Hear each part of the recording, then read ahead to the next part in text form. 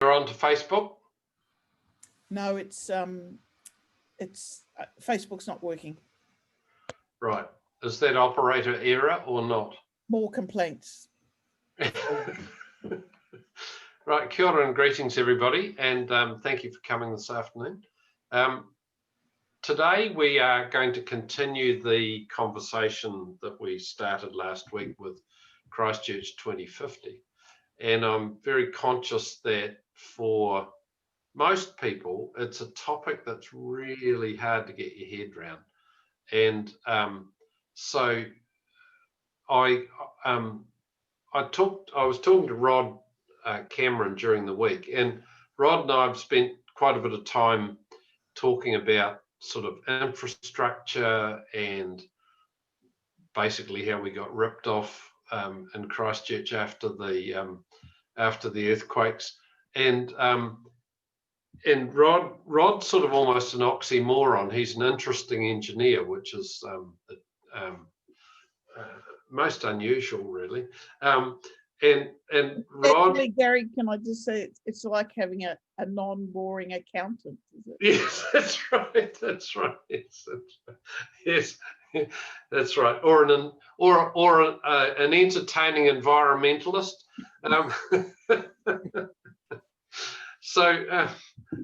But Rod has been working diligently behind the scenes to try and get learning from our earthquakes, trying to get a framework together, and he's worked with some really interesting people. And I've been impressed with his commitment where most people would have given up. And it's a framework that I find quite attractive, and I'm sure you others will as well. And I can't understand why it hasn't been picked up more diligently by, particularly starting with Christchurch City Council. So welcome, Rod, and over to you. Thank you. Well, that's an introduction of sorts, but I mean, that's what you expect from Gary, isn't it? I'm going to start off by getting a bit personal, because I feel that you need to understand something about the speaker to understand where they're coming from. And I'm only going to touch on a few things, my attitude to the environment, and my attitude to health and food, and some of my previous project experience. And then I'm going to develop that a little to talk about a collective experience several of us had in rebuilding the pipes and roads. And then I'm going to lay down a challenge to you all as Cantabrians. And most of what we're about to say won't be much surprise to you in terms of, well, lay down the challenge, because you understand the language that I'll be talking about, not because it's engineering, but because it's disaster and recovery. And it's fascinating to me that when I talk to people in Wellington or talk to people in Auckland, their eyes start glazing over. And it's not because of the way I'm speaking, it's because a lot of the language of recovery they don't really get. Maybe that's changed a bit since COVID, I don't know. But anyway, here we go. So one aspect of me is the environment. So I grew up in Oxford in North Canterbury with the Aire River behind me when it was flowing, the Ashley River in front, and the foothills denuded of forests from the 1890s fire, and with Mount Oxford across there in the northwest. And a very important person in my childhood and youth was my grandfather. My father was sick through my childhood and died before I got to high school. But my grandfather was a fairly constant and quiet man who regularly referred to Mother Nature. And a lot of what he referred to in the environment, it was, in his words, well, that's part of Mother Nature. And that, for a little inquisitive little boy, got me thinking. So it's a similar concept to the Earth Mother of the Maori, but it includes the weather and other things. So that's where I came from. And And I want to share something with you, which is this next slide, if I can make my slides go. Share the screen first. And share. How's that? Yep. And can I make it go forward? No, I can't. Why can't I make it go forward? There it is. Click on it. This is a recently published book, and it's written by a historian, and it's a massive amount of work's gone into this, but it's absolutely fascinating. And his thesis is that actually Australia in 1788, when we invaders arrived, and I'm part Australian, actually had the biggest managed estate on earth. This wasn't an accident. What people came across wasn't an accident. And I think, wow, this is a fascinating theory. If we have smaller footprints and if we're really, really careful, we can grow trees that are in the right place. We can tend things in a way that needs, all it really needs is thoughtfulness and history passed down and a connection to nature. So that's part of this person that's talking to you. The other part is the person who's concerned about health. And again, my grandfather at an early age, and then other friends and people influenced me. And then as I got into my own health issues, I became more and more conscious of what we eat is what we are. And by now, and for nearly 10 years, I've been a committed plant eater. And people like these authors, these Americans, most of those folk, Heseltine and McDougall and Campbell, have really got into it in a big way. And I'm quite convinced about the benefits of just eating plants. So that's another aspect of this person. And the other one is in engineering and project management. And I like to think I've had a fairly varied career. And by the time I left Australia, I'd been involved in some quite fascinating projects and learned a lot about the relationships that can make a good project, because at the center of every good project is good contractual relations. But when I came to Christchurch, I initially led the rebuild of the pipes and roads, and then the second earthquake happened. And we and two of the people who are in the audience who are going to help later on, we learned about at first hand quite a radical experiment. 3 independent funders and 5 contractors. And through a very focused process, we learned to live and work together. So I'll come to that. But it's an important element of my makeup that part of that was recognition by the Institution of Civil Engineers, that's the ICE in the top corner, recognized what we were doing, and particularly what Duncan Gibb was bringing to the process. He was the chief executive of it, and he gathered a few people around him when he was awarded this Brunel International Lecture, and created a summary of actually what is it that we're doing that's different, and collectively we're stronger was his punchline. He delivered that in over 30 countries, nearly 35 countries around the world, and arising out of that is the concept that we'll be talking about later on. So, where would I like to think we are in 2050? And I do think about it.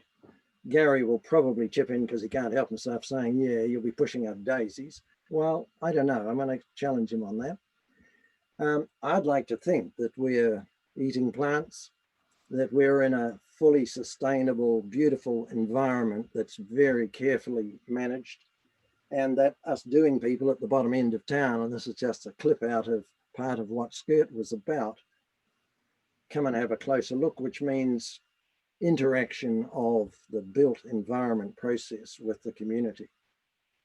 But then when I spoke to Gary the other day and we were talking about this business of 2050, the engineer and me said, well, of course, Gary, the Alpine Fault will have gone off by then. It goes off every 300 years. And 300 years prior was 1717. So it's overdue, and it doesn't fluctuate by much. So by 2050, we'll have had devastation through the South Island and into the bottom of the North Island. That will be mind-boggling. Hundreds of bridges will be gone, landslips all over the place, towns will be cut off, small towns, rural towns, and those sorts of things will probably be really wrecked. Even the West Coast will be shut off, some people think. Okay, devastation right throughout the South Island. Now, we Christchurch people will pick ourselves up quite quickly after that and say, wow, what are we going to do now? But my challenge is we need to do it right now and start thinking about right now, about the processes and the thought processes and the documentation and the education that we need to get in place for how do we manage our way through this recovery. Because there won't be enough money to go around. We know that from Christchurch experience. And we won't want government money to come in and jackboots and say, get aside, we're going to deal with this because it's our money, which is what a lot of us heard a few years ago. And it's been repeated again in different spheres since, in different ways. So here comes my sales pitch. There is something that we can do about it. Because as Gary alluded, half a dozen of us started out thinking about this, and it's extended and extended. And there's probably 25 people that have made quite cohesive inputs into this notion that on the top left-hand corner, we've now called engage. What is it? Well, it's an awareness by a small group of well-trained and experienced people that we need to prepare. And they keep the systems up to date and keep the knowledge live and keep educating people. And then an event happens. And when it happens, those same engaged people deal with and help the locals who are impacted to get set for doing stuff. Give them the advice, give them the support, giving them the encouragement about a whole series of a framework that I'll come to. The locals then deliver using local resources as much as possible and expertise, etc., etc. Or it might have to come from outside the region, but it'll be planned. And at the end of the recovery period, and Christchurch isn't at the end of it yet, as you all know, we'll have a proper closeout process where we'll capture lessons and get better prepared for the next one, because disasters keep happening, not the Alpine Fault necessarily, but it happens. So who gets involved? Well, the answer is everybody's got to get involved in this process, particularly when a disaster happens. Have a look at those groups. Imagine trying to do something to recover a community and leaving one or other of them out. You can't.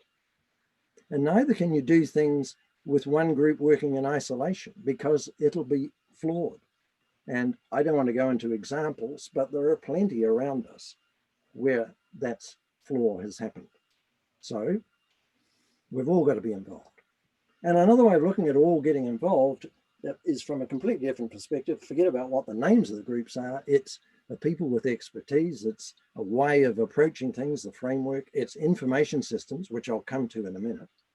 And it's engagement with the community. You've got to have all those components in together, and you've got to do it deliberately. Don't leave it to chance. Don't leave it until the day after the disasters happen. So let's talk about what happens when you seize on something that needs to be done. Now, the Pipes and Roads was 600 odd small projects. The overall rebuild of Christchurch has probably been 10,000 projects.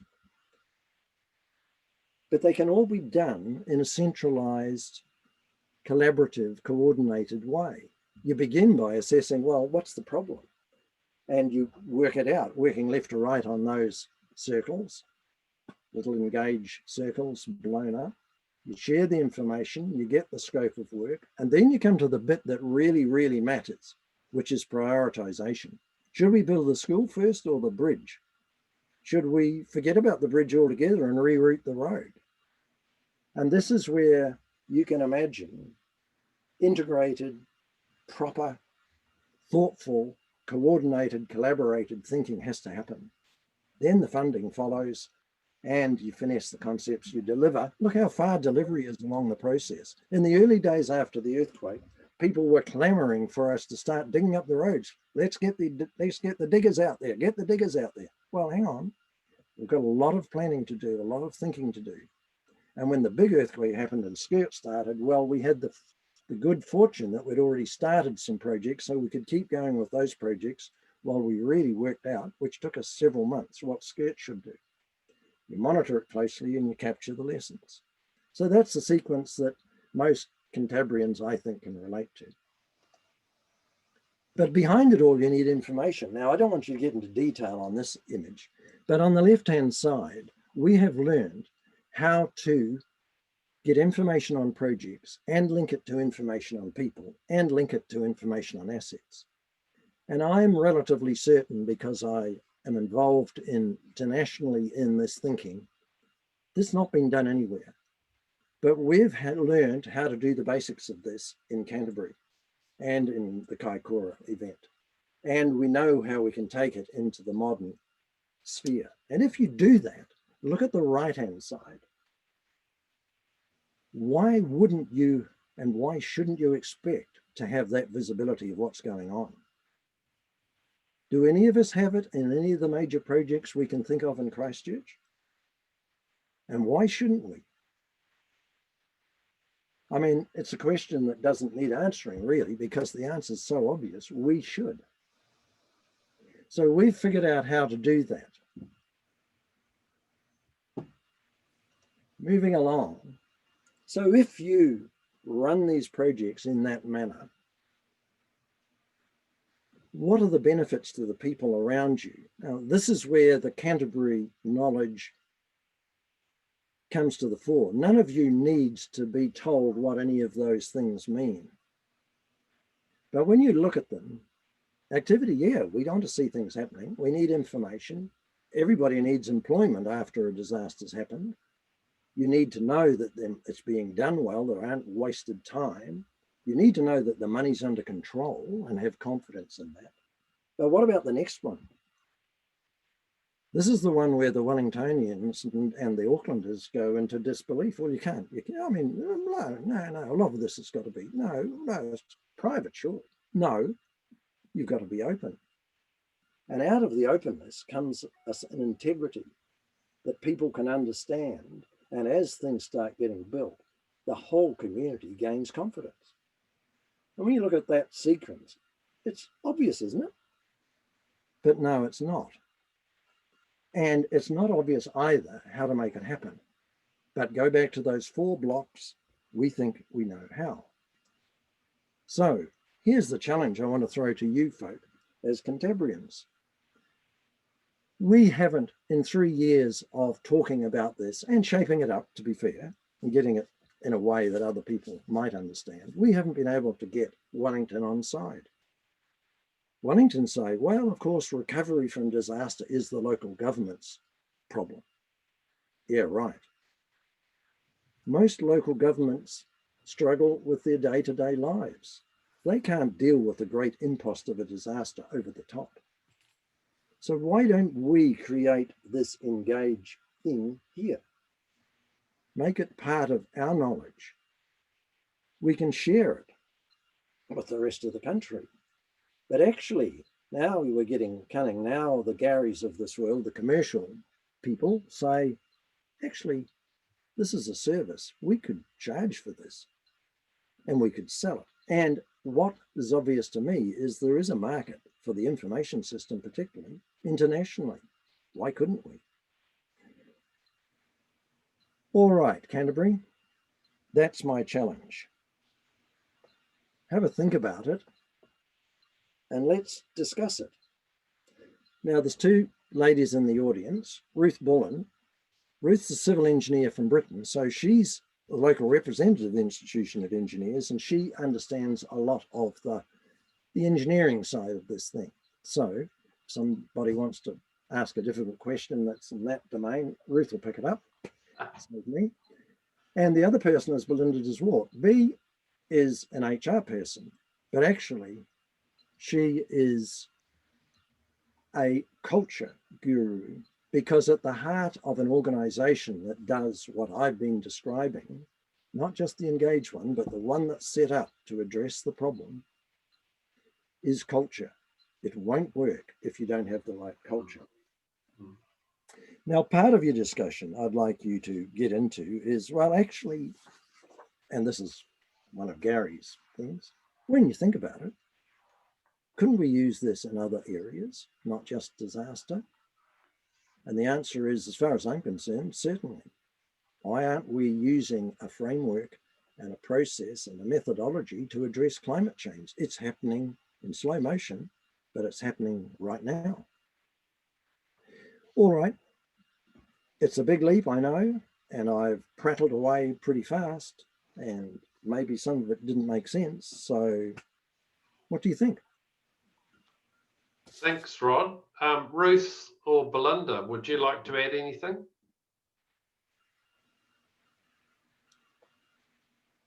First, I guess just for me adding in, I would just say, obviously I worked in Christchurch on the programme for Skirt there, and then recently I'm working up in Gisborne, and the similarities to the programme of work that I'm working on there are really similar. You wouldn't call it a disaster or a recovery, but the programme that I'm working on is civil engineering.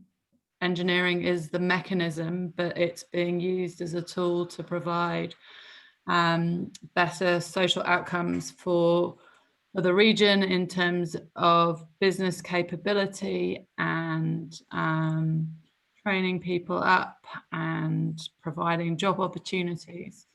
So the similarities to Engage and what happened in Christchurch are huge, and I'm definitely relying and sharing my lessons there, but it's definitely new to the region, so I can definitely vouch for it being transferable and applicable to other scenarios. And I think that's kind of what civil engineering is about. It's kind of applying it to whatever's going on in your environment and your neck of the woods, and using it to sort of look after your patch, I suppose. Yeah. Thanks, Ruth. Yeah.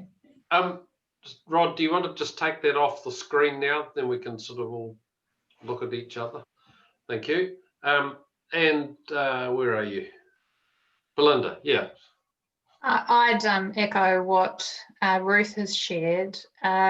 Going from one disaster to another, I became Queen Bee disaster. So the learnings that we had out of Skirt and all of the people, the amazing people that had learnt through that collective experience, when the Kaikoura earthquake happened in November 2016, we pulled a lot of people, and we even pulled plans out of Skirt, and we worked out of the same building, and just pulled people together really quickly. And I fundamentally believe that we opened the road 1 year, 1 month, and 1 day later because of that experience, and because we were prepared. We didn't know we were prepared. We didn't know what was going to happen in November 2016, but absolutely convinced that the Engage model that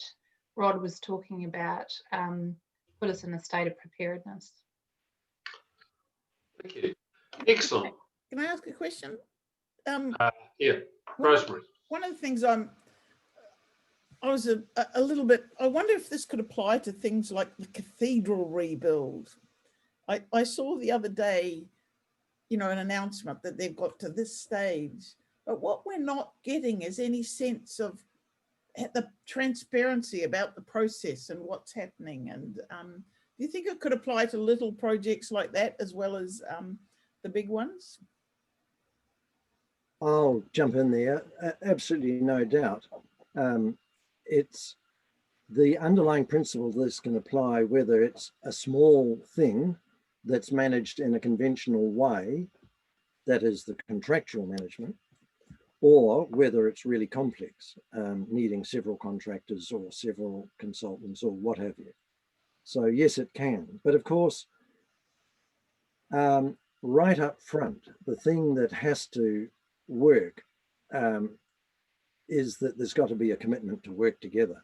Yes. So a lot of those fundamentals, and it's got to have really positive leadership. And I'm not commenting about the cathedral, I'm just talking about some of the key components.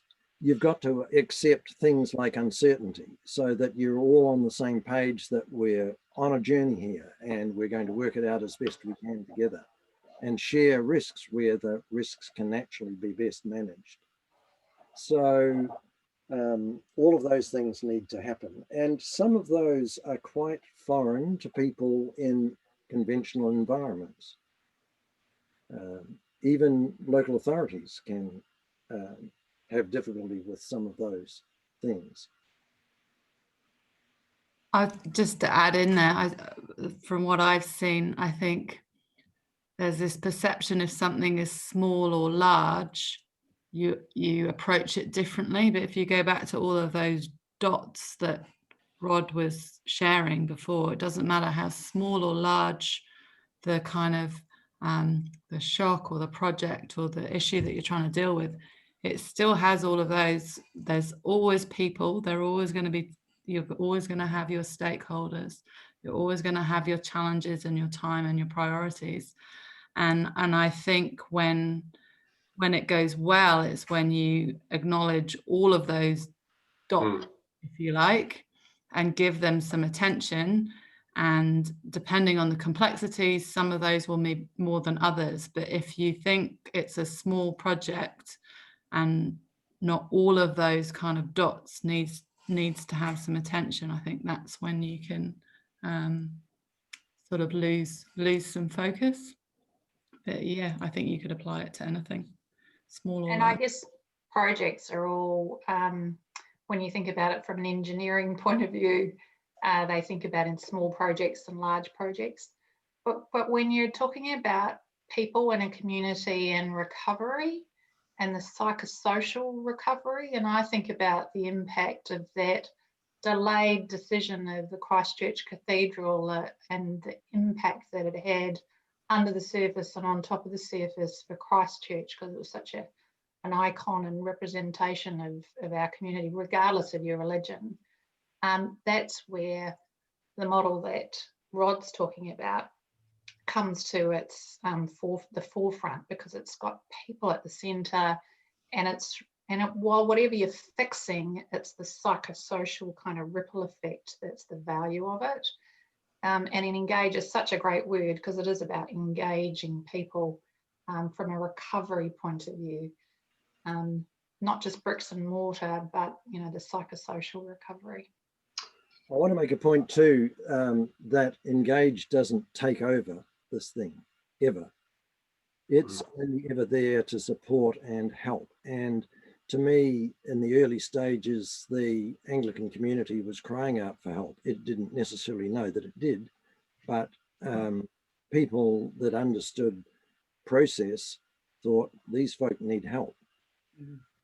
And I wouldn't just apply it to the cathedral, but carry on. Gary, you're about to say something. Sorry, I interrupted. No. I see Simon with his hand up, and I'm going to ask Chrissy how this could be applied to the red zone, which you are chairing panel on that at the moment. So we'll go to Simon first. Okay, this is a brilliant discussion. I've just got 3 words, Rod: transparency and collaboration rather than consultation. Love it. I'll go mute again. Thank you. You see, they agree with you, Simon. That was far too easy. Chrissy. Yeah, I mean, it is a model that you could apply. The red zone's really a difficult area because there's just so many players and so many bureaucrats involved, both at council and at LINZ. And I mean, maybe Rod could comment about how you deal with that bureaucracy. But I'm just going to take a bit of a segue. I was up at the Boyle River Lodge at the beginning of October, and we had an AF8 scenario practice. So I don't know whether you know, the Boyle River Lodge is at the bottom end of the St James Walkway on the Lewis Pass, and when the Alpine Fault goes, it's going to cut that place off for hours, weeks, months. And I think the important thing about being involved in that exercise for me, Rod, was understanding actually what it really means. Because it's very hard to talk about these things theoretically until people can sort of actually experience and practice and participate in some kind of real practical exercise like we did about what would happen, and people arriving from off the track and off the road, and kids being scattered hither thither in the area. It's really hard for people to actually anticipate and practice. And so I don't know whether you can have somewhere in your body, your model, that ability to practice and make this real for people, because it's really difficult if it's not. So I don't know whether that's helpful. Well, dealing with the second first, thank you. Practice is part of education in my mind. I personally have a bit of a concern about the AF8, as they call it, practice, that they're basing it on their best anticipation. And disasters tend to be quite different from anticipation.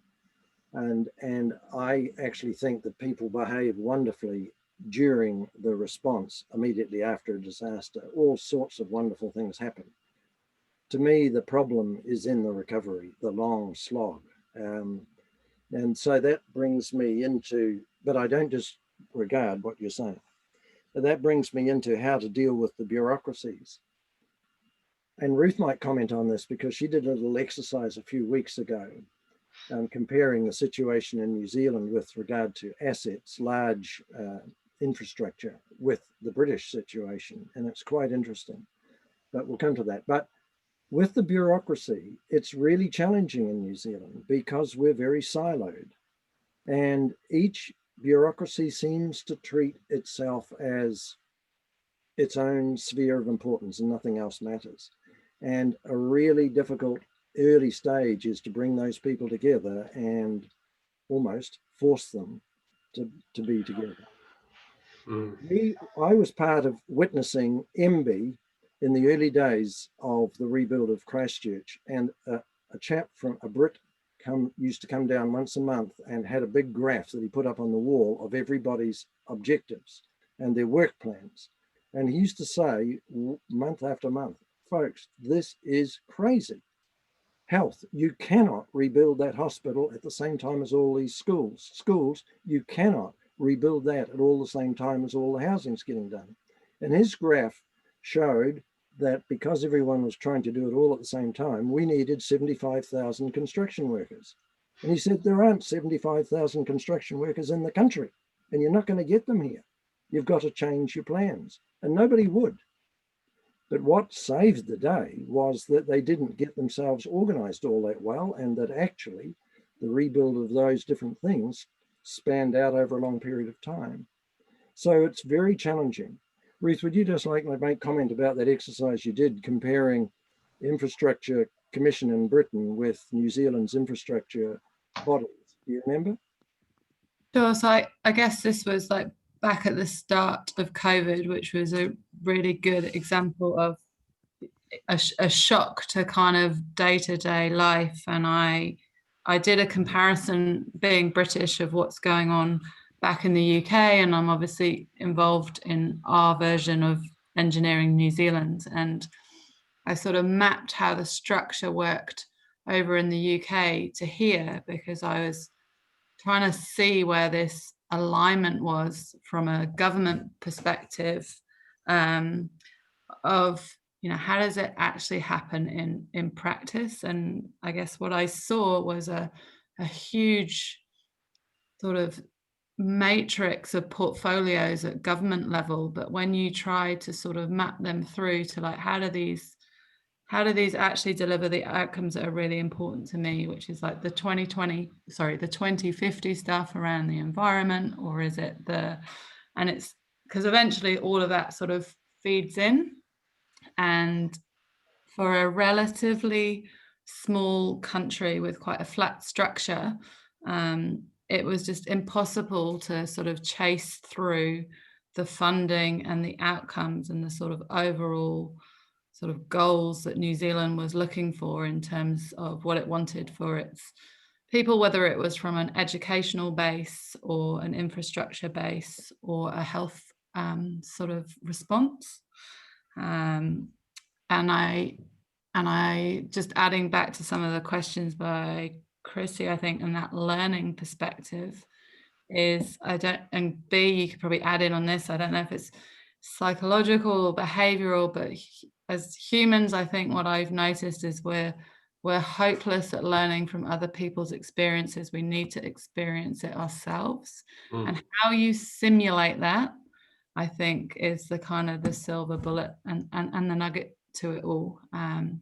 So whilst you can sort of say whatever these practices around the alpine fault going off are not what you want to see in that recovery stage, Rod, I still think there's something in that in terms of giving people those experiences of just learning how to respond to that scenario, because both B and I went on from Christchurch up to Kaikoura, and we, different situation, different environment, different community, different issues, but we applied all our lessons and what we'd learned to make it appropriate to that area. And now I'm in Gisborne, and I'm doing the same. And I think that's the thing. You can't have a one take the approach, but make it specific to the community and the people that you're trying to support and respond to. I'm very conscious. Oh, sorry, Belinda. Way you go. I was just going to say that I don't think we realise until we look back on it how much we learned to learn at Skirt. So every day we were recreating something new, or we had another challenge thrown at us, or from a leadership point of view, we would create challenges because we knew that's what would keep people agile. And as human beings, we're amazing at learning when we have to learn to learn. And I wonder if it's more that we should facilitate as a society and in our educational systems and in our organisations around learning to learn, rather than doing this scenario planning. Because I tell you what, from someone who's disaster after disaster, who can predict them and who can predict what's going to happen next? You know, when we were in Kaikoura, we never predicted that when we pulled away half a mountain that we'd have the biggest cyclonic kind of event in the area in 100 years. Remember that, Ruth? So, but we had to respond. So scenario planning only gets you so far, I think. One of the things I see you, Ian, I just wanted to sort of follow up, Chrissy, with this red zone thing, because my observation, having looked closely into the council recently at their finances, that there are 3 different sections of the council all at war over the red zone. And you've got a community that's actually, I'm involved in one of the trusts, but there's a whole lot of different groups who've got a lot of hopes and aspirations there. And the blockage seems to be the bureaucracy. And it's really time, I think, for leadership to, and it's what's coming out of this collaborative leadership that's actually challenging our people in our city to work together. And I quite like this model for actually trying to sort of address, and Chrissy, you and I have talked about you coming and talking about the red zone to the Tuesday Club. I don't know whether you're asking me that question, Gary, but yeah, I mean, Rod, you talked about silos with the different government departments. I think for the red zone, that the silos within council, and I haven't identified any leadership within City Council on, certainly for the corridor and for the red zone. So the leadership's missing. So I don't know whether your model is sort of predicated on needing some leadership. So if it's not in council, where's it going to come from? There's no leadership within LINS. They're very much just going through a process that they've defined, and they will just keep on trucking on, and really don't think about the future. There's our group that hasn't got the mandate to do much except recommend, and we've got a little bit of money to give out. So, and then there's, as Gary said, there's all the different community organisations that are pushing to get some real activation in the red zone, and they're also struggling with the processes. And our group, Te Kahikuhiku, has added another layer of bureaucracy for them to get through. So somewhere we need to get some leadership. I mean, I'm would like to provide that leadership, or some of that leadership, with others, but again, I'm not haven't got that mandate to do that. So I don't know what your solution is, Gary, but maybe it's something we need to talk about here a bit more. Yeah, I'd love to, because my advice is I find it much easier to say, sorry, I didn't realise I wasn't supposed to do that. And I'm a big fan for just doing it. And I think if I could give one bit of feedback, I actually think the community see your leadership as fundamental. And I think with the community in behind you, that's a very powerful message to send to the council. But if you look at a framework like this, and it might be something that Ruth and Belinda and Rod and you work together to actually use this as a way of saying to the council, look, if you use this engage structure, and this moves from being a problem to being something we're all working on together, you know. So I'm sure people will be fascinated by your thoughts on the red zone, and let's have a session on that in later Tuesday, Cliff. Well, last night I was talking to the the Avon Loop. What's the P stand for? Progressive Association, is it? Planning Association, ALPA. And you know, they really have ideas about their loop that they want done, but there's so many all these random applications coming on for the land that that they live beside, and someone again needs to help them through. I'm trying to do it, help them through all the mechanisms, but it's really hard, And there's surveys going on, so this does highlight the need for this framework, and because it's such a valuable thing. And as I remind people regularly, we look at Hagley Park as it is now, but in fact, imagine the scraps they had to get Hagley Park to actually happen. And so we should acknowledge and honour those that have done this before. Now, Ian, thanks, Chrissy. Oh, thanks, Gary. Can I ask the team, in just in relation to the interaction with central government, because Rod, I think you made the comment that central government was yet to buy into the engage concept, but both Belinda and Ruth talked about the relative success of at least parts of that concept up in Kaikoura. So was that in spite of central government, or did you drag central government along and into that process? Can you just explain a little bit to me about how, whether that did work, whether I'm interpreting this correctly? There's a time aspect to this. So when I quoted Wellington as saying, of course, local government is in control of recovery, that's because of the legislation that was passed last year following the review of the recovery and EQC in particular, but also the review of, not in particular, EQC as well, but the review of CDEM as it used to be, Civil Defence and Emergency Management. So the Civil Defence Review said lots of things need to happen, but in particular that local communities should be in charge of recovery. Now, to me, and lots of us made submissions, that's not a sensible outcome. So that's happened now. Kaikoura happened under previous legislation, and the government at the time recognised that there needed to be an overarching umbrella bringing things together. And a chap that's known to some of you, Dave Brash, was actually appointed to lead that. And he answered to the head of the department, Prime Minister and Cabinet, and to the head of Civil Defence and Emergency Management. And he was tasked with pulling all the strings together, which was really important. But that situation has changed, and he is frustrated because he put in a submission on the Jobs for Nature major government initiative to say we should use something like the Engage model, and it got right up to Cabinet and got approved.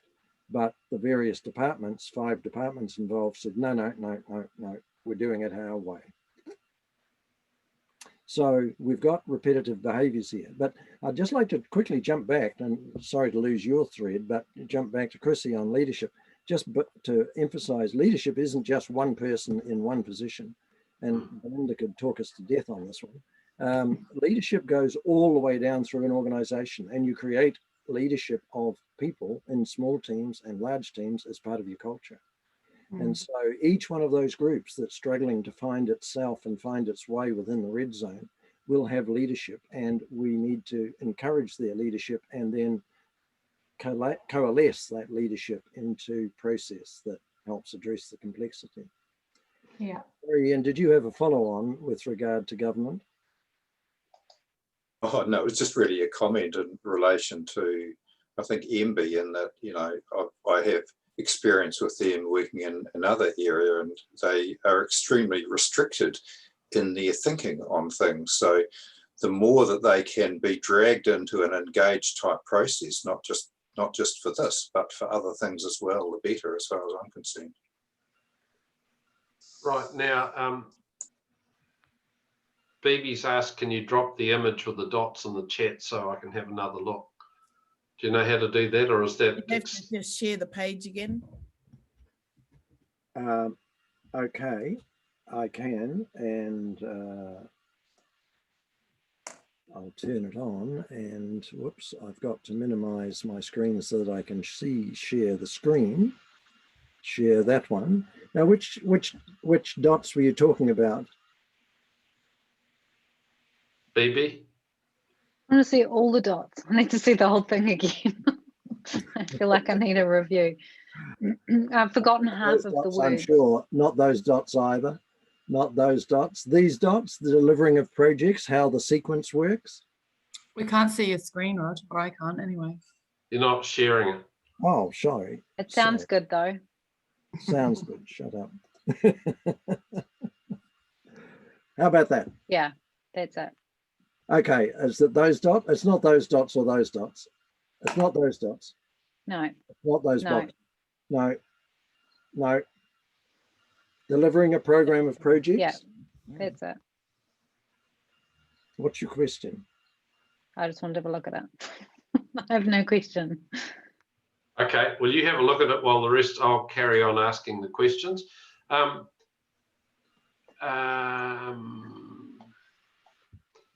Blair asked, if there was a single event that portended what could be described as what did go wrong, was when the Red Cross guy, whose rich experience post-disaster and post-immediate response it was, if central government was allowed to play its hand, it would dominate the dialogue and overwhelm the community engagement. This meme was expressed before the February quake. He expressed it quite emphatically that central government would do what it always does, think centrally. I guess that's what you've just answered before too, Rod, that the cabinet approved something to go to apply this, and central government bureau, the heads of government departments said, nah, we'll do it our way. Yeah. I wasn't in the room when they decided that, but that's what it's been reported to us, and that's the outcome as well. Yeah. Central government does, but look, to be fair to them, the SERA people and the Transport Agency people and the City Council people took their responsibility of governance pretty seriously at Skirt, and for quite a while they work together for the best outcome. It changed when, we don't know why, but government said we're putting a cap on this. And then it became a bit of a fist fight as to whether we would cap the roads or cap the water supply or cap the sewage or cap all three, and if so, how, and so on. And that process of working to a cap took nearly 2 years to work its way through. But fortunately, the contractual arrangement was clever enough that it didn't penalise any of us or the funders. The work that was going on still kept going on. Right. You can work through bureaucratic process if you are open enough and on the forefoot enough. Yeah, right. Peter Wells, Rod's made the point that our experience is going to be incredibly valuable from the world, as hundreds of cities will be experiencing climate disaster in the coming years. What will that look like for us? Which is, if I can add, which is why I think the red zone is such a valuable opportunity for us to teach the world. Ruth, or?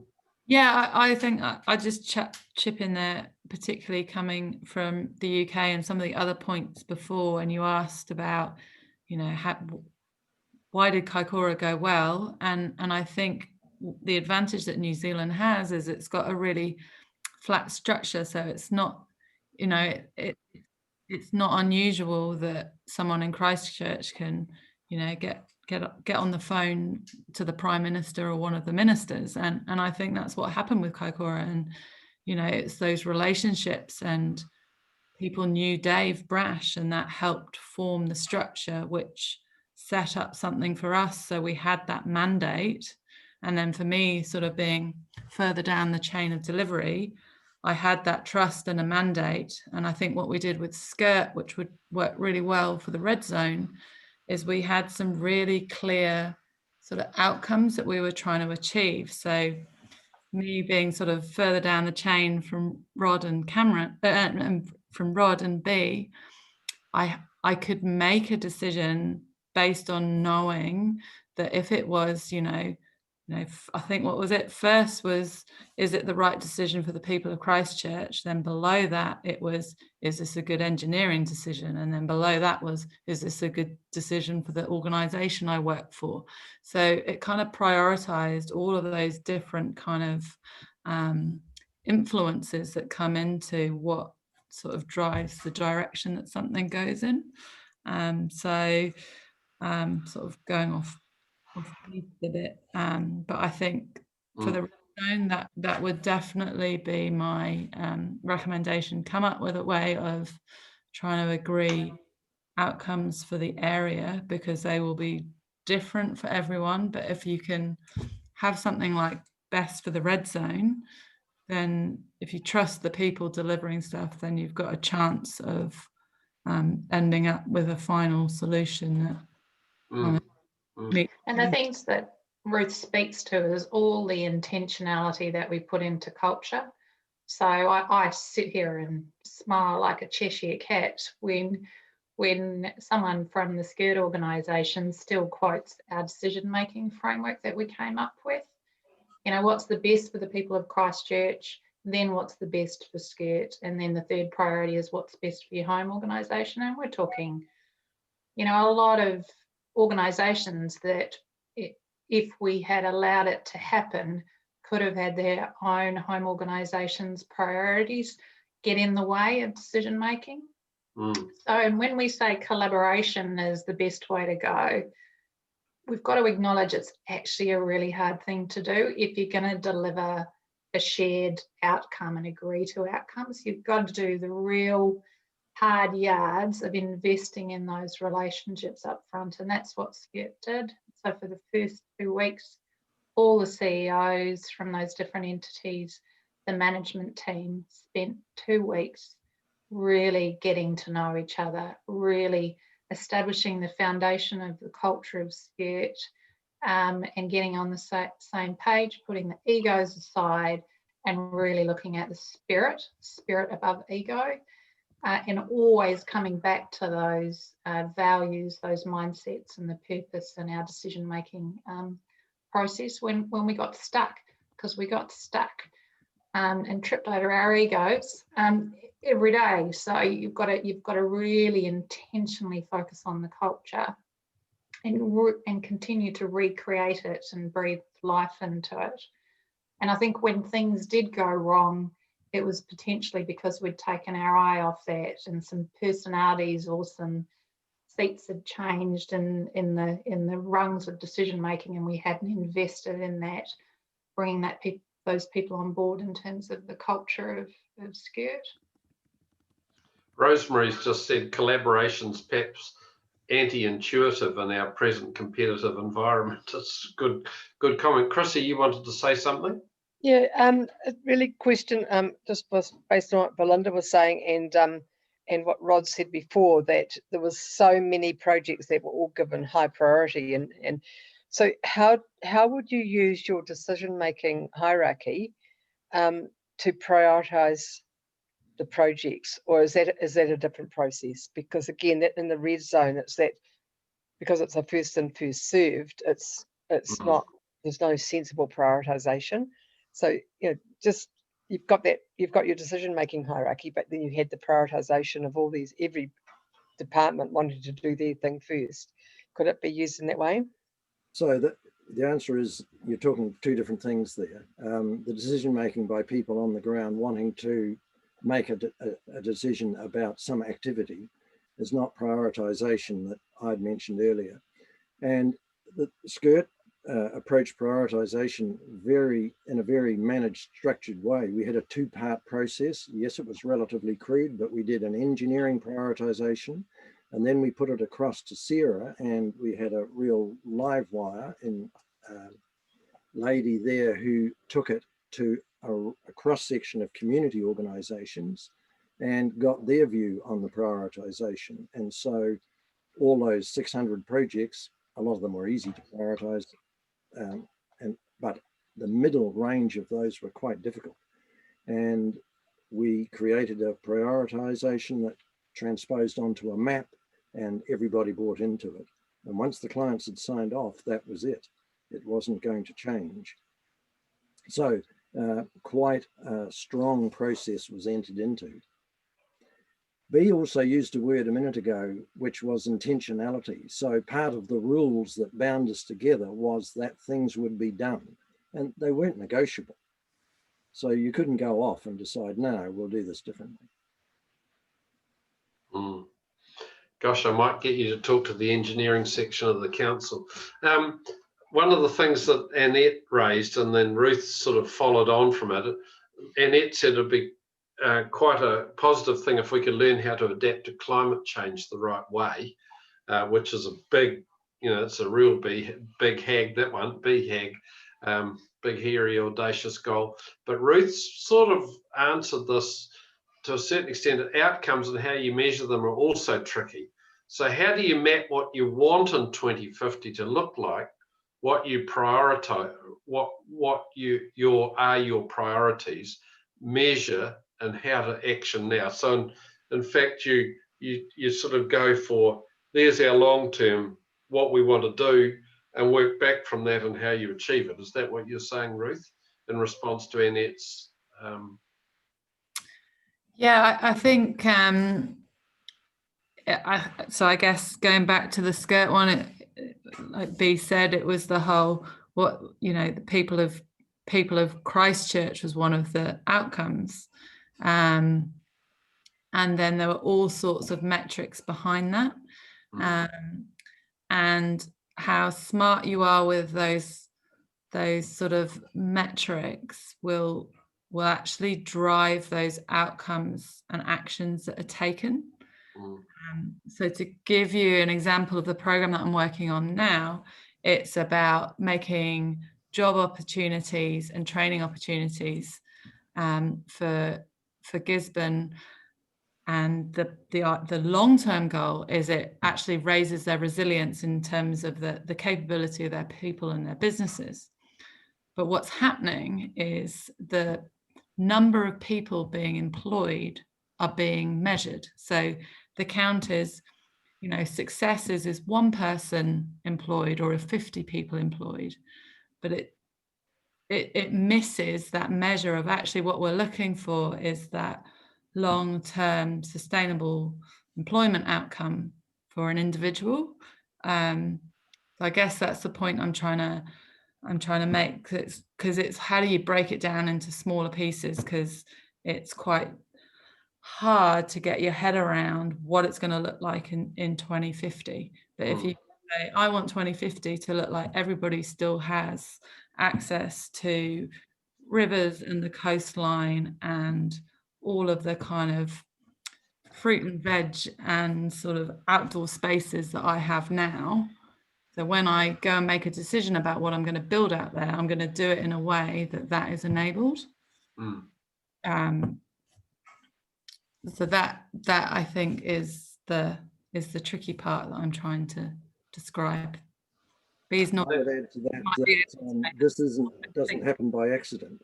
This has to be structured and forced, and people have to be shut in a room for 2 days, and there has to be an outcome. And when you start doing that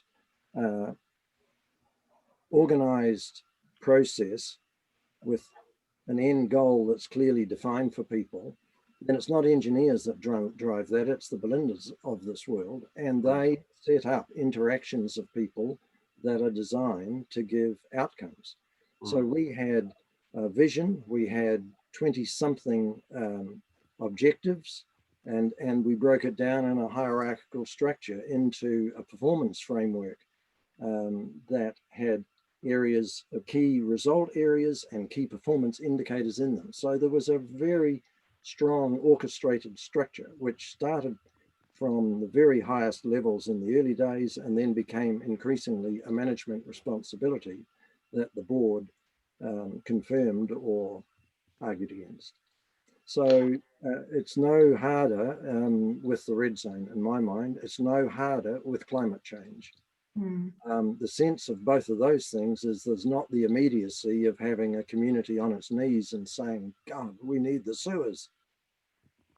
The challenge is, as Ruth said, to find the right kind of measures, because people are motivated by progress. So when you look at the BHAGs, like you said, Gary, the big, hairy, audacious goals like open Kaikoura Road, rail, and when all these mountains were in the way, to restore Christchurch's broken infrastructure, to restore confidence in the future of Christchurch, that was Skirt's goal. Huge, big, hairy, audacious goal, and to do it in 5 years and to do it within this kind of threshold.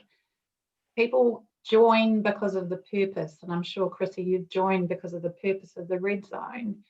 But people stay when they can see progress, and that progress builds momentum. So it's about finding those kind of measures, those right kind of measures that engage people. And often they will come up with the best ones if you throw them in a room and they've got the right kind of value set. And it is that spirit over ego kind of mindset coming to it. But yeah, it's people want to be on a winning ship. And so when you see momentum and you see, yep, we set this goal and we achieved it, let's set the next goal. Or let's change that goal and enhance it so it's a better outcome in terms of what Ruth's talking about in terms of people being employed. Right. Well, I think that's a really good point to finish on, Belinda. And thanks, Ruth and Belinda and Rod, for your stimulating presentation. And I think what we might do is we might encourage these three to be in the room when you do your presentation, Chrissy, and we'll use that as a live opportunity for you to play with the ideas and see how we can bring people along in behind you. But a really well thought through idea, and I'd like to thank you all for your presentation. Thank you. See you next week. Thanks, everyone. Bye.